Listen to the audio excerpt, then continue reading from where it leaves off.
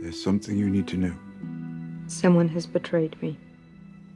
Varys. He knows the truth about Jon. He does. Dany's an incredibly strong person. She's also someone who has had really close friendships and close advisors for her entire run of the show. You look at those people who have been closest to her for such a long time, and almost all of them have either turned on her or died, and she's very much alone. And that's a dangerous thing for someone who's got so much power, to feel that isolated. So at the very time when she needs guidance and those kind of close friendships and advice the most, everyone's gone.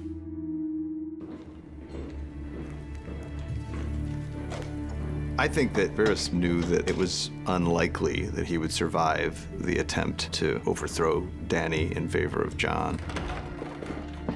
And he also knew that ethically, in his mind, had no choice but to try to do that anyway. It was me. Goodbye, old friend.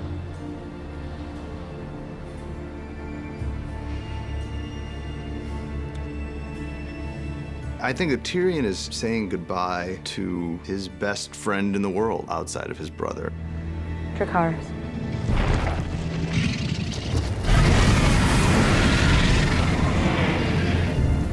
And the amount of guilt that he feels over being the cause for his best friend's imminent death, it's hard to really get your head around.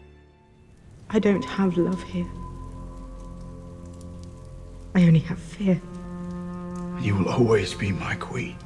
Jon Snow is someone that she's fallen in love with, and as far as she's concerned, by this point, Jon has betrayed her by telling people about his true identity, and also the fact that he's unable to return her affections at this point.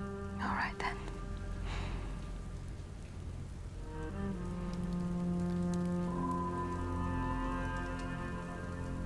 Let it be fear.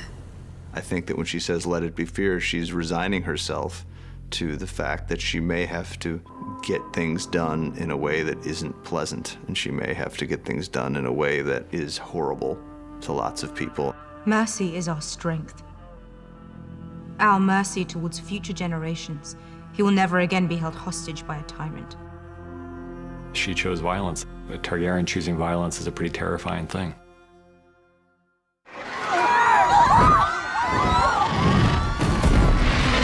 Even when you look back to season 1, when Khal Drogo gives the Golden Crown to Viserys, and her reaction on watching her brother's head melted off. He was no dragon.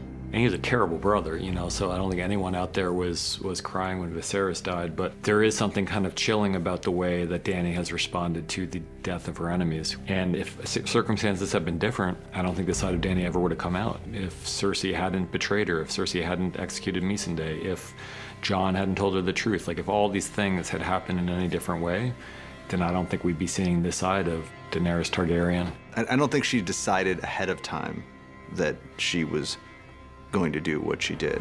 And then she sees the Red Keep, which is to her the home that her family built when they first came over to this country 300 years ago.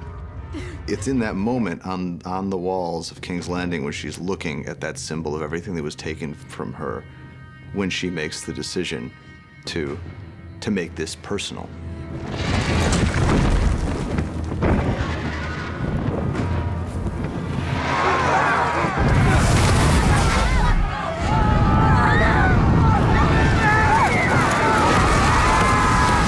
Wanted her to be just death from above, as seen from the perspective of the people who are on the business end of that dragon. In most large stories like this, it seems like there's a tendency to focus on the heroic figures and not pay much attention to the people who may be suffering from the repercussions of the decisions made by those heroic people. And we really wanted to keep our perspective and our sympathies on the ground at this moment, because those are the people who are really paying the price for the decisions that she's making.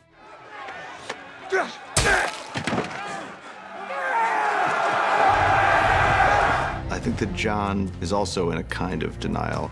At first, the siege is a war. Soldiers killing soldiers.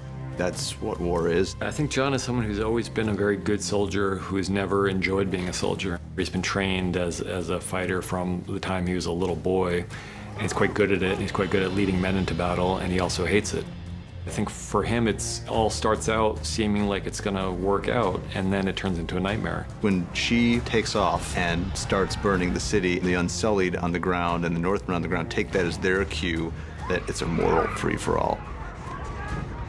The good guys are behaving like the bad guys, and the bad guys in this shot are the ones who are doing all of these horrific things around him, who are his own men. The moral lines that he's drawn for himself in his own life, you can't be maintained for everyone in all situations.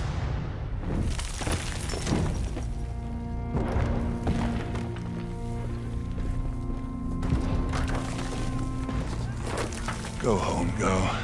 It's a small scene, but it's also for us one of the most important scenes in the whole episode because it's the culmination of their story together. And you'll be dead too if you don't get out of here.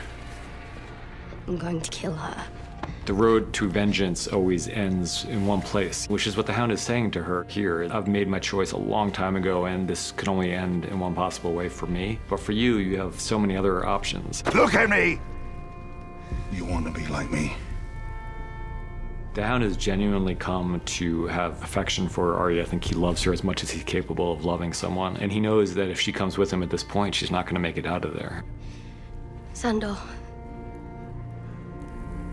Thank you.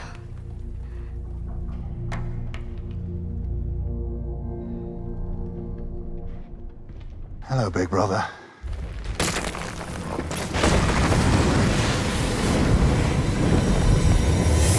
We've always wanted to see these two face off again, and they finally did. It struck us that it would be kind of apocalyptically beautiful to see them fighting on this stairway to nowhere, with the sky in the background and the dragon flying by and the flames everywhere. We knew that these two were going to die together at each other's hands, and we knew that the Hound's death had to be a death by fire. So the one thing stronger in the Hound than his fear of fire is his hatred of the person who put that fear there in the first place.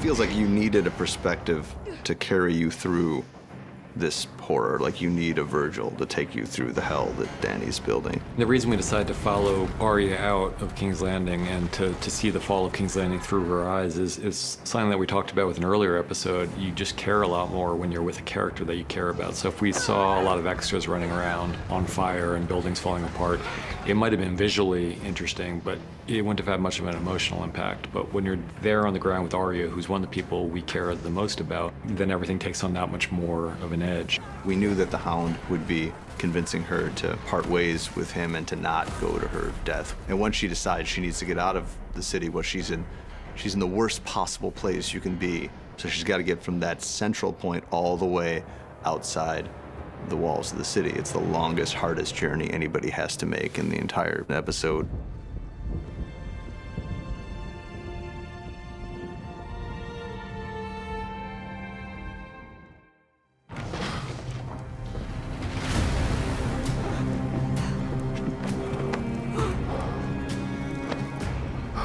You know, there's a scene several years ago where Jaime and Bronn are talking about how they want to go, and Jaime's talking about dying in the arms of the woman he loves. And this is it.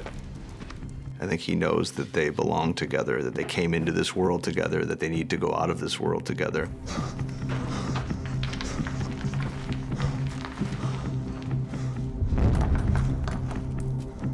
Once he goes through the various exits and they're all clogged up with rubble and there's no way out, and he knows there's no way out, he's just trying to calm down the woman he loves because he knows this is it. Look at me!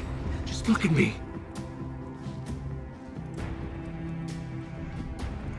Nothing else matters. Nothing else matters. Only us. I think Jaime, by the end of episode 5, has come to terms with who he really is. And he may not be happy with who he really is, but he knows he's not. He knows what matters to him, and Cersei is what matters to him.